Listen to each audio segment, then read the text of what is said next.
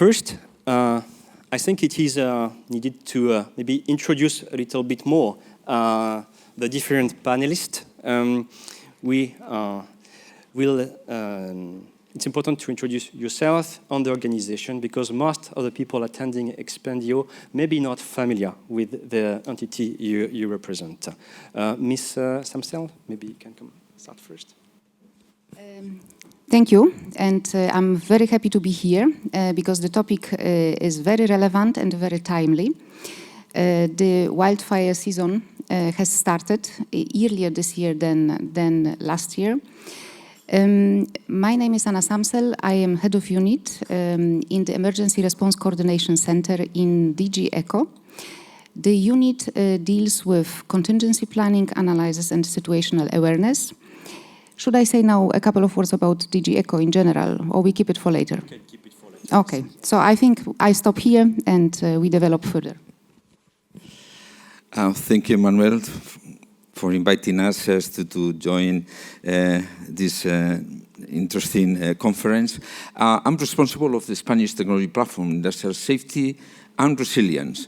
Well, safety, security, and resilience, because in some way we are the intellectual fathers of the actual European Directive on Critical Entities, because we prepare the convergence of safety and security for the European platform and from there to the Commission.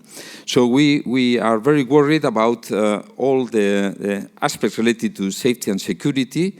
We are a private association formed by 900 companies, mainly all big corporations in Spain, SMEs, and engineering companies. So we do have a specific focus group on environmental resilience. Perfect. And I will invite Manolis online to introduce himself as well.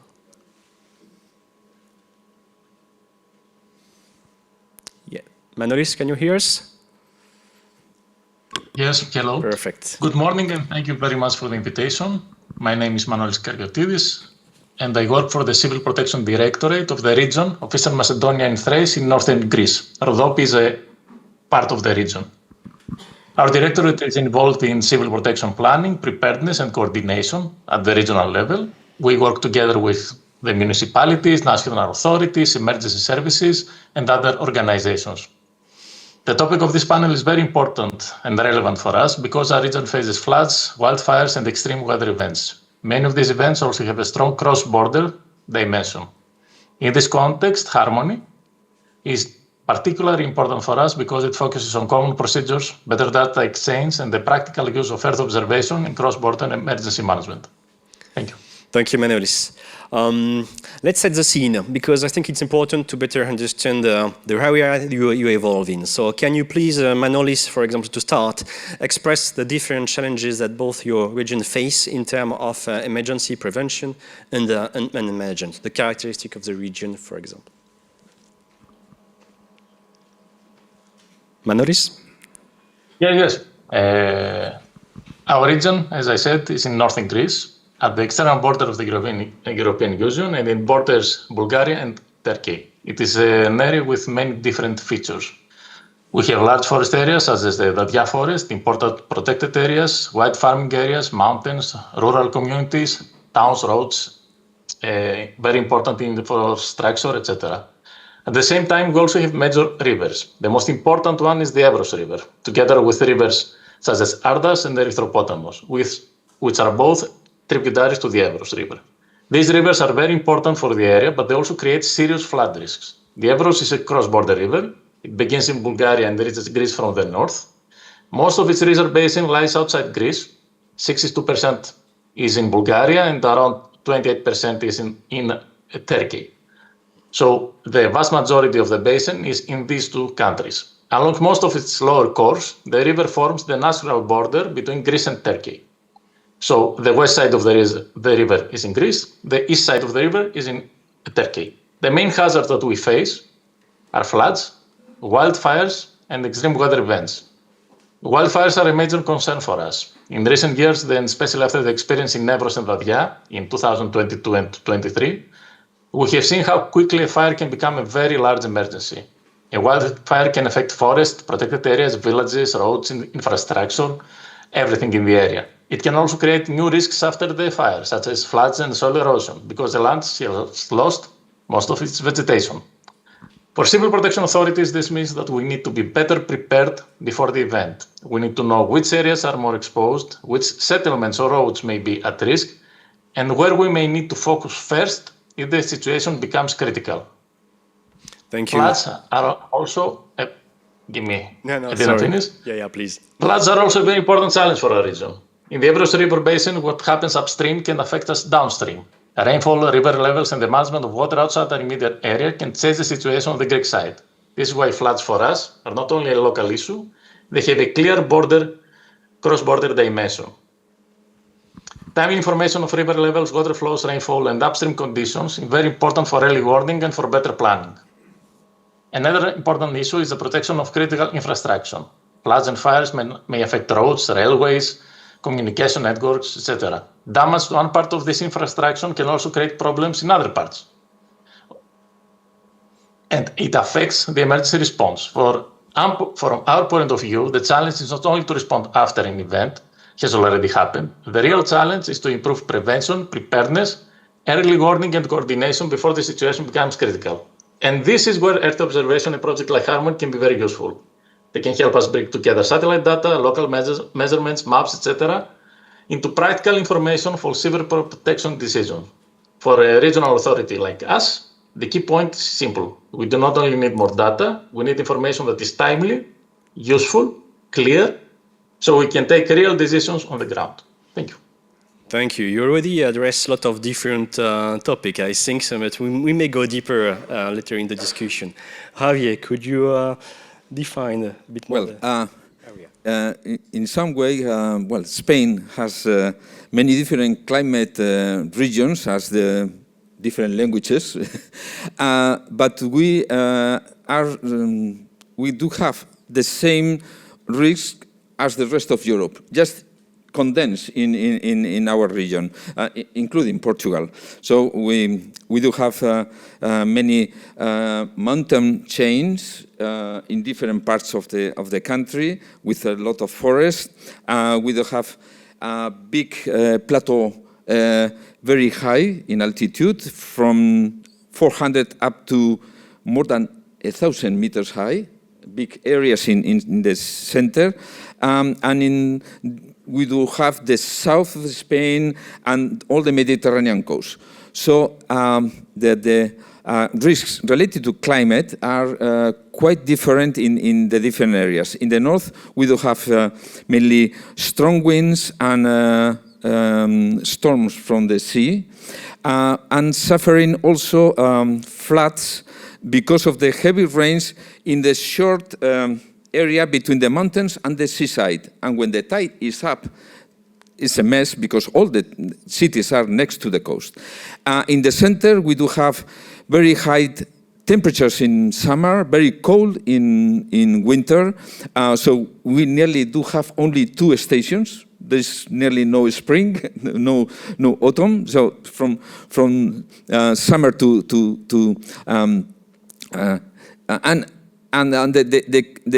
we suffer mainly from fires, forest fires. In the Mediterranean coast, you know that we suffer every year heavy storms. You remember 1 year and a half in Valencia, heavy floods, more than 230 people died because of that. But that's not the best, the worst problem. Fires are mainly man-made. That's a big problem.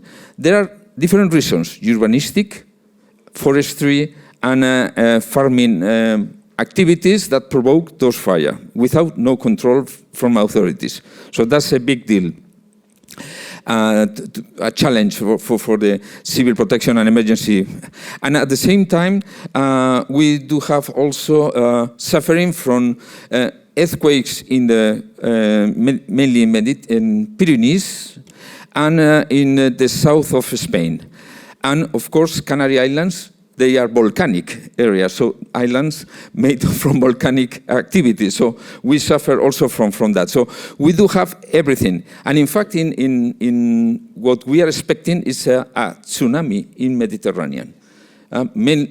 We are expecting that in the area of Sicily, there was a volcano under the water. It will collapse, and the wave will hit the whole Mediterranean. That happened about 5,000 years ago. Santorini is the proof. And the Pharaoh's empire disappeared during 60 years because of that. The wave entered in Egypt and destroyed everything. So we are expecting that. But for me, the real problem is that to get more early warning systems, satellite services will help us just to prevent that, and mainly the effect of the critical infrastructures that now they are called critical entities according to the new SER directive of critical entities resilience. So that's the big challenge, actually. Thank you. A lot of challenges to come, for sure. Ms. Samsel, most of the people in the room or online may be familiar as well with the Copernicus emergency management services, but most likely the role of DG ECO in this framework. But can you precise or explain a bit more what is really the scope of DG ECO more globally? DG ECO is a service of the European Commission, and we deal with two areas, with civil protection and with humanitarian aid. So the mission of DG ECO is to help people affected by a disaster or a crisis, and it can be both inside the EU or also globally. And then, depending on where such a disaster or crisis happens, we use the most relevant instrument from our toolbox. It can be some instruments and capacities that we have developed in the framework of the Union Civil Protection Mechanism, or it can be humanitarian aid instruments. And DG ECO helps people in crisis or affected by disasters when looking at the entire spectrum of natural disasters. So it can be the consequences of floods, wildfires, earthquakes, storms.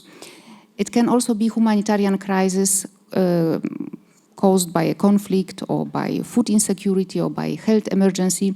So we look also at events that can cause a crisis that go beyond natural disaster. And sometimes it is a combination of the two. It is natural disaster and, for instance, a conflict. So ECO is in principle an enabler and coordinator and a funder. Basically, we support, depending on instruments, governments, humanitarian organizations, NGOs, international agencies, in responding to crisis. We work in the area of civil protection with governments, so this is government-to-government instrument, and in the area of humanitarian aid, we work with trusted partners, non-governmental partners. It can be NGOs or international organizations. Now again, the Union Civil Protection Mechanism now supports the 27 member states, but also 10 participating states, which are non-EU member states. These are the countries in the Western Balkans, Moldova, Ukraine, Norway, Iceland. Well, what can we offer in the framework of the UCPM, Union Civil Protection Mechanism? We have a set of developed capacities. For instance, firefighting aircrafts, very relevant now during the wildfire season. We have medical or search and rescue teams, shelter, equipment, a whole range of capacities that are relevant in different types of crises or emergencies or disasters. I'd like to mention two instruments that we use in the framework of the Union Civil Protection Mechanism. In case if a member state or participating state stricken by a disaster or emergency asks for help and we do not receive voluntary offers from other participants of this mechanism. Then we have two other instruments on which we can draw. First is the civil protection pool. It's a pool of pre-committed capacities developed by the member states. And what is important to know is that those capacities, these are actually modules composed of teams and composed of equipment.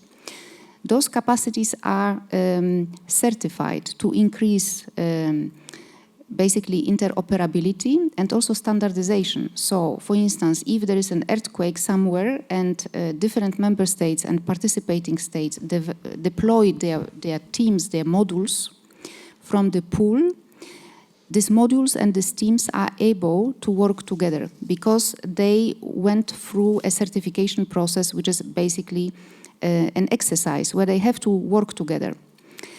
If we do not have enough capacities within the pool, for the EU member states, we have another instrument, last resort instrument. It's called RESC-EU. This is also a set of different capacities that are deployed in disasters or crises. They are funded from EU money, but they are hosted by the member states. And the EU basically funds the maintenance and the cost of developing this capacity. And of course, the Emergency Response Coordination Center is the beating heart of the mechanism of the UCPM, with 24/7 function, with a coordination mechanism that releases or relieves the affected member state or participating state from the burden of coordination, requesting assistance. So that's the added value of the mechanism within the EU, but also globally. And there, as I said, we use also the instrument of humanitarian aid. I stop here. A lot already. Thank you very much. Really interesting. Can you, in the introduction made by Manolis, you really already explained the different challenges that they are facing currently in the management of the emergency management and the response authorities which are facing in coordinating the risk assessment somehow. Javier, could you develop on this with your Spanish perspective? Well, yes. First, I should say that we do have a distributed competencies in management, in crisis emergency management, so that regions are responsible of that. At the same time, we do have at national level the military emergency unit that cooperates just in case of level 3 and 4 of emergency. But we do have a real problem because critical infrastructure, business infrastructures, are not considered even in the law as stakeholders. So civil protection is like a role from the public sector to the citizens directly, without nothing in the middle. In the middle, we do have all the industry, all the business activity, all the infrastructure related to that, all the economy based on that. And when an emergency, a crisis appears, it hits not only citizens, but also that's a business network. So that's our first challenge, is just how to include the private sector as a stakeholders, active stakeholders in the emergency management. And other challenges related, in our case, because of this regional distribution of competencies is the need of harmonized protocols between the different regions. But it happens the same with the, for instance, forest fires, what we have in common with Portugal. We are now developing this kind of harmonized protocols just to cooperate not only in transnational events, but also inter-regional events. So that's something.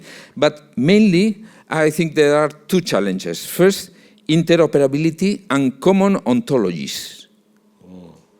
That's common for all the system.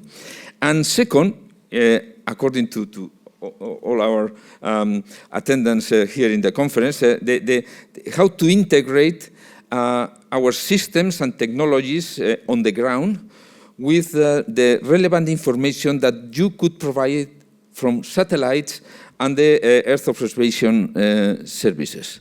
So that's another challenge, useful not only for public sector, the civil protection and emergencies agencies and teams, first and second responders, but also to the critical infrastructures operators, that they are mainly private companies. 70%, in the case of Spain, more than 70% of all the infrastructures, including transport, not only energy, telecommunications, water, are managed by private companies. So they should be also included in this kind of services. In fact, the electricity group, we have worked with them for a resilience, climate resilience strategy for all Spain, and we have shared technologies and systems between competitors in the energy sector, but they are cooperating for that. Before the DANA, before the heavy rains, and before the forest fires, the big ones in Spain,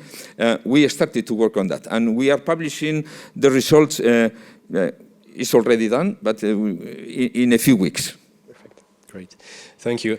And to complement this, maybe from Manolis, can you explain us a bit more about the tools and the data that currently you are using to support this effort that you mentioned before and expressed as well by Javier? Yeah, in our daily work, we already have several sources of information. We use weather forecasts, civil protection plans, GIS maps, local knowledge, telemetry systems, etc. The difficulty is that this information often comes from many different sources. It does not always arrive in the same time or in the same way. Some information may come through an online platform, some may come by email, some by phone, or from people on the field. At present, we do not have one single information system that can collect, manage, and share all this information with the authorities and services in the field. As a result, information is often spread across different platforms, emails, phone calls, and this can lead to delays, repeated work, and sometimes different actors have a different picture of the same event. A common information system would help all involved authorities receive the same updated information and develop a shared operational picture. During an emergency, this is very important. Authorities must collect the information, check it, understand it, and then use it for decisions, often in a very short period of time. This becomes even more important in cross-border flood events. In the case of the Ebros River, official information is exchanged through formal diplomatic channels. This is mostly about cross-country incidents and how the countries communicate. So these formal diplomatic channels, mostly known as non-verbal, is a very time-consuming, necessary, and is not only correct, but very time-consuming. And I would like to make clear that the problem is not the willingness of the authorities to cooperate. The problem is that for fast-moving events such as floods, the official procedure is not always fast enough for real-time operational needs. For example, for the flooding events that we had in the start of the year in the Ebros River, in several cases, by the time the information was officially received through this procedure, it was already out of date or even 2 days old. For emergency management, this creates a real-time gap between what is happening upstream and the moment when the information can be used downstream for early warning and decision-making. At the moment, There is no real operational alternative for direct structure and near real-time data exchange. This is why agreed procedures and technical data flows are so important. They will not replace official communication between countries, but they could support it with faster operational information, especially for river levels, water flows, and upstream water management.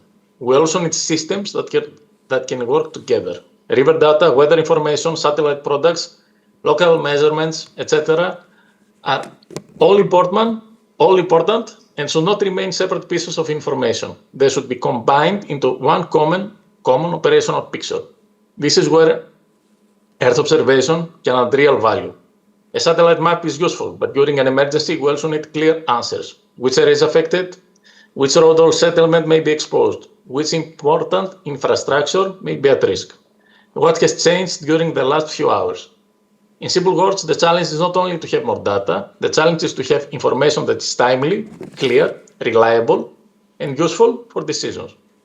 This is also why harmony is important to us. It can help bring together different sources of information, support better data exchange between countries, and develop common procedures, especially in cross-border emergency management. The final goal is not to replace the experience of civil protection staff and emergency services. The goal is to support them with better information at the right time and in a form that can be used in practice. Thank you very much.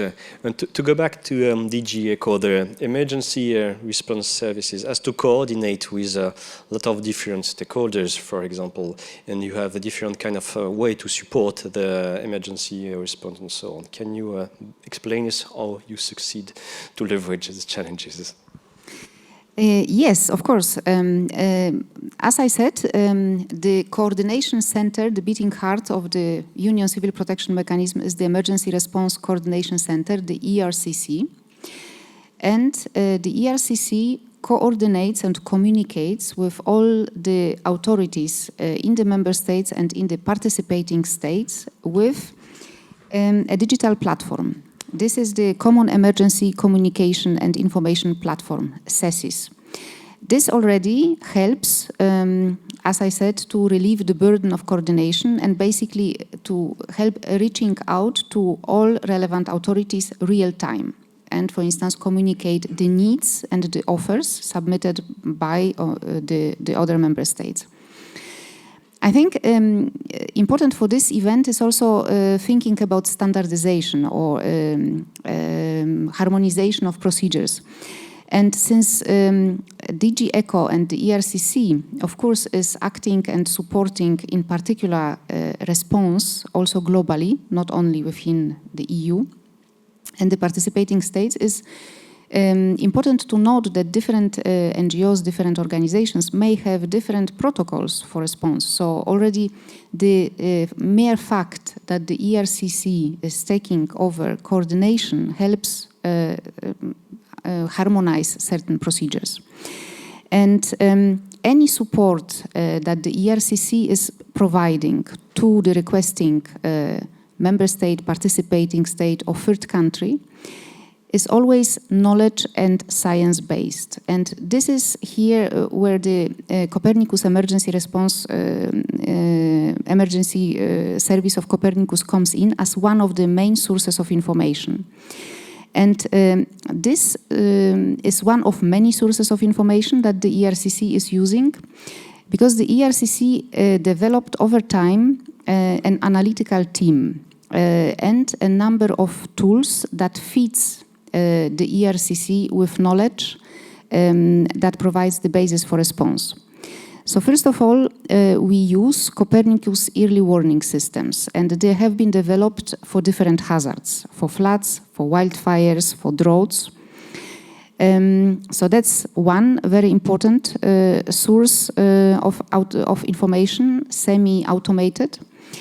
But since the ERCC is also active 24/7, we need the human factor, the human knowledge that is also available 24/7.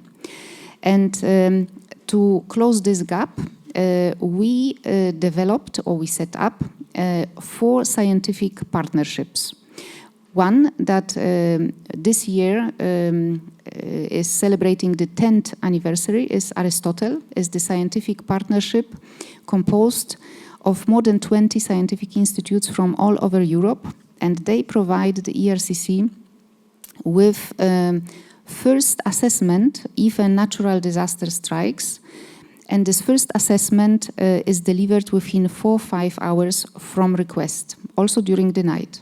So that's the first information that comes in. Based on the success of Aristotle, we set up also a scientific partnership for radiological and nuclear disasters. And you can imagine that, of course, Europe is our focus, but with all what is happening now in Ukraine or in the Middle East, this is also a very relevant source of information, because if this type of event or incident happens outside the EU, the impact on the EU is rather likely. The third partnership that we have is for chemical hazards. And again, this partnership is covering mainly EU, but we are looking to extend it. And the last kit on the block is a partnership that helps us to analyze the consequences of conflict. So you see that the ERCC is equipped with information that comes from Copernicus early warning systems, also a range of scientific partnerships, and of course, not lastly, with mapping capacity and with Copernicus on-demand mapping. These are all the sources that basically the analytical team of ERCC is drawing upon to prepare analytical report, and this underpins the response and the support that we provide to the requesting authorities. Now, what I also want to mention, since you mentioned the wildfire season, and indeed the wildfire season of last year, despite all the investment in prevention and preparedness, this was the worst wildfire season since basically the ERCC existed. And the damage caused by fire was extraordinary large. So based on the lessons learned from this wildfire season, for this season we develop wildfire behavior analysis with the help of AI within Copernicus. So these are the additional services that we want to develop to help us in response and in anticipation. Yeah, you are mentioning Copernicus, so for me it brings me to the next point.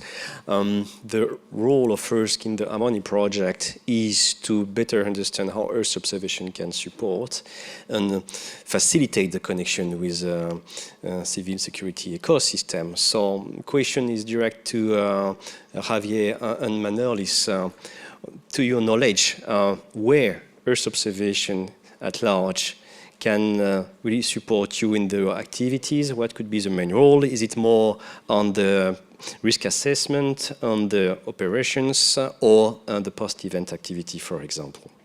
Maybe first with Javier? Yes? Yeah. Well, I mentioned before that the challenges of the integration of the terrestrial on-the-ground systems and technologies with the Earth observation services. But mainly I would say that there could be 4 elements or 4 areas just, for this cooperation. First, in terms of natural economy and environment, there is a challenge just to have more advanced early warning systems. So we need the support not only from meteorological services, but also from Earth observation services about, for instance, changes in the activity in the countryside because of the farmers, forestry activities, and whatever. We could detect some aspects related to that, even the changes in vegetation, or how, because of the heat, all these, after the heavy rains, there is a high vegetation everywhere, and suddenly it dries, and the charge, the quantity of fuel is so big that we will have problems, and we can detect this from the Earth observation services. In the case of industry and the critical infrastructure operators, I think these services could help us for the business continuity of those essential services in terms of benefiting the operational safety, monitoring industrial activities from the satellites. We could observe future problems related to fires, locally fires, or problems with inside the factories, inside the industrial parks, and also related to the logistics chain. That includes also some services related to the dangerous materials transportation. There could be many help from EO services to that. Not only for the traffic unit or civil protection and emergencies, but also to the private sector, to the logistic chains, the private sector on that. And finally, for the emergency management, I think there are many systems already in use in the emergency agencies, for instance, in Spain, but there could be more advanced systems, including these new observation services, new data, mainly developing data spaces specifically just for emergency management, with the cooperation of private and public sector. Data spaces focus on emergencies, and we need information from satellites, clearly. And other aspects to benefit real-time monitoring, and perhaps some of the actuations in the deployment of the emergency plans. There could be also some help from you. So a lot of opportunities. It's interesting because we launched a question on Slido. You can see it, the response on the screen, and we ask our community where they see themselves. And the first one is a risk assessment preparedness, which really resonates with what you just stated. But let's continue with Manolis. Could you please share with us your view? You already mentioned before the role of EO. Could you develop where you foresee the potential use? Yeah, from our point of view, Earth observation can support all stages of emergency management, before, during, and after an event. But if I had to choose, I would agree with the results of the Slido poll and say preparedness. And the reason is very simple. The earlier we understand the risk, the more time and options we have. Before an event, Earth observation can help us identify high-risk areas, monitor forests and rivers, and map settlements, road, power networks, and other important infrastructure. For wildfires, it can provide information about dry vegetation, forest conditions, and areas where a fire may spread more easily. For floods, it can help us map flood-prone areas and identify homes, roads, farmland that may be exposed. During an emergency, Earth observation is very useful, especially when the affected area is large or difficult to reach from the ground. Copernicus rapid mapping can provide a wider view of a flood or wildfire and help authorities, us, understand which areas are affected. However, we have a recent example from the floods in the Evros River that I mentioned earlier. The Copernicus products that were available to us did not provide a full operational picture of the Turkish side of the river. This created a gap in our understanding of how the flood was developing across the whole area. This is not a criticism of the service, but it shows the practical difficulty of managing a cross-border event when the available operational picture stops at the national borders. For a river such as the Evros, both banks are part of the same flood event. It's very difficult to assess the situation and support the decisions when we have no clear picture of only one side of the river. This shows the need for Earth observation projects that can provide a more complete cross-border picture. After an event, the Earth observation can also support damage assessment and recovery. It can help us monitor burnt areas, damaged infrastructure, forest and farming areas. It can also help identify new risks. As I said before, after a large wildfire, the loss of vegetation may increase the risk of floods and soil erosion. The Copernicus Risk and Recovery Mapping Service is especially interesting for us. rapid mapping supports the immediate response, while risk and recovery mapping can also support planning before an event and more detailed work after the event. As end users, we do not need to become experts in satellite images. We need clear products that can be included in the tools we already use, such as GIS, maps, and other operational dashboards. We also need information at the useful local level, training for our staff, and a clear explanation of how reliable the results are.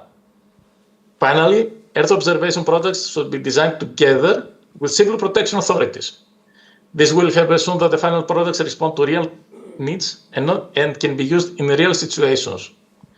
So, for us, the key message is that Earth observation is useful across the whole emergency cycle, but its real value comes when technical data become clear, timely, and practical information for decisions on the ground. Thank you very much. And as time is already short for us, I would like to conclude with DG ECO. Can you please, because policy is really important. We discuss a lot about how Earth observation can support policymakers. Can you give us some information about the potential next step and the policy we can support these activities?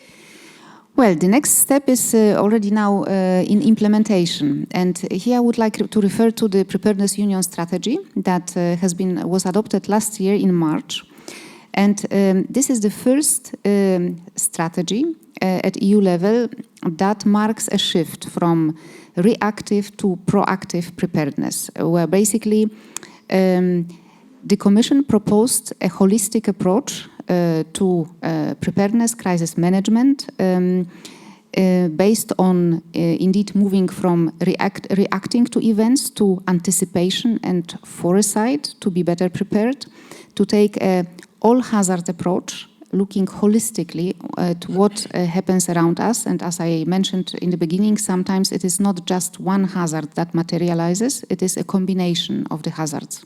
Hence, all-hazard approach.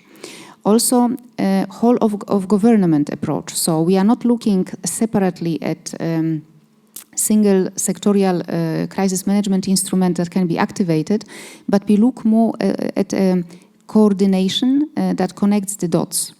And here the strategy proposes creating of a crisis coordination hub that will be based on the knowledge and expertise of the Emergency Response Coordination Center. So I think that's in terms of policy, but there are also technical developments, and I'm sure that many of you are informed about that. It's, for instance, the development of Destination Earth that is using also a lot of Copernicus data, and the idea is to improve the EU-wide early warning, understanding of the impact of different hazards and emergencies and crises. It is also about creating a detailed twins of the Earth that will help us modeling, providing a more localized assessment and anticipation. And I think this project, on the one hand, of course, benefits from Copernicus data, but it can also feed back to Copernicus and help refine the modeling. And now I mentioned also in the beginning that DG ECO, of course, is very active in support of member states and participating states, which is the EU and close to the EU. But we also support third countries' governments if a disaster strikes even far away. And here, indeed, there are some gaps. For instance, Africa, the Caribbeans, they still lack a dense observation network. So, for instance, building their ground-based stations would improve our knowledge about what is happening around. And the second issue that we see as a blind spot is improving the last mile dissemination, so public warning to population. And this applies, of course, to these continents and countries far away, but also in Europe, we could improve it further. And there is another satellite-based service based on Galileo that is being now implemented, and I hope that we will combine the two to collectively improve our preparedness. Thank you. Thank you very much, and this will be the end of the session, connection between EO and positioning. Because of the time, we cannot take the question at the end.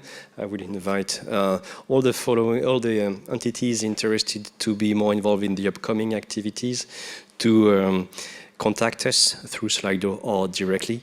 And so I want to applause for all the panelists. Thank you very much. Thank you very much.